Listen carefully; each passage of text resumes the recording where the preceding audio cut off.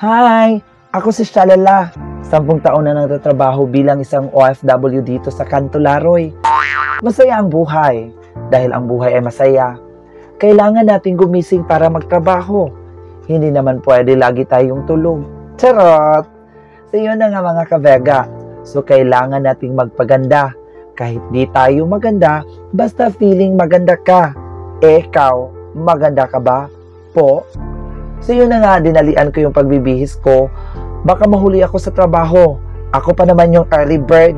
Alam nyo na, early na bird. Charot, pasensya na kayo sa Tagalog ko para ako kumain ng biko para sa mga taong niloloko. Charot, yun na nga mga kavega dahil malapit na yung oras na para kalimutan siya. Charot, yes, huwag nyo kalimutan yung nagsaksak ha. Kailangan yung hulubutin ay i-unplug pala para safe. Charot! Siyempre, hindi kinalimutang ilock yung puso ko. Ay, yung pinto pala. Kailangan din nating manalangin. Hindi ako mayaman. May gate lang kami. Kayo, may gate rin ba? Charot! Yun na nga, nilock ko yung gate para walang makapasok dahil holiday. Charot! Sa aking paglalakad naisipan kong bumili ng pang-umagahan kasi dumadaguok na yung tiyan ko.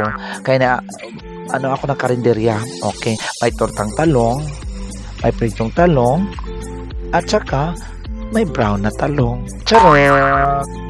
So mga kavega, naglalakad lang po pala ako kasi alam nyo na, para exercise. Pero ang totoo, walang pamasahe.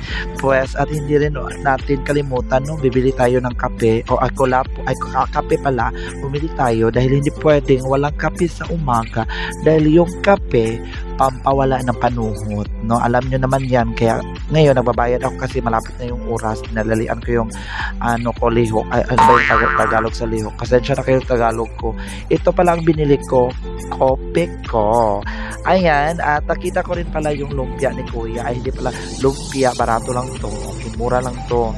Dahil mura na, mura pa ang lugaw at lumpia ni Kuya. Bumili kayo rito, masarap to sa mga nakakita nito. At may nakita ko masang magandang dilag. Ito si Ate Aisha. Hello, Ate Aisha. Nakita ko rin siya daan. So yun na nga mga kavega, ichinek ko yung load ko. May 1,000 load pa pala ako. Charot! Nakita ko sa Atiwang. Hi, Atiwang. Yun na nga mga kavega, naglalakad na ako patungo sa bus na sasakyan namin. At ito yung bus, ipapakita ko sa inyo ang aming sasakyan. So yun na nga mga kavega, umakyat na ako sa bus at katabi ko pala si Ate LV, Kita nyo na antok. Alas 2 ng umaga siya gumising, kaya ganyan inaantok siya. At sobrang saya niya mga kavega na involved siya sa aking vlog. Ay, sabi, pati magkakagnaong ka na sama ka na yung bata. Sumano siya, akong kauban, si Gigi, na nadag kamunggay. Nadag kamunggay? Lata ko eh. Sabi ako yaway, magharap ako kamunggay. Sumano siya mga kabega, ito nakita ko mga dash sa kamunggay. Attention si. Akong vlog, daily vlog na. Magharap ako malunggay, kau ka na magharap away. That's na, bye! Fast forward na lang tayo mga kavega, yun na nga, out na ako sa trabaho.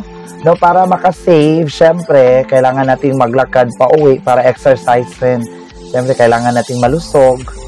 Ipinaset up ko rin pala, ngayon, ipinaset up ko kay Aldrin, or tinatawag nating Don Aborcio, yung camera, kaya hindi ko na lang in-edit yung video para ma-shoutout siya, para mas maana si Aldrin Ethel. Shoutout pala kay Aldrin.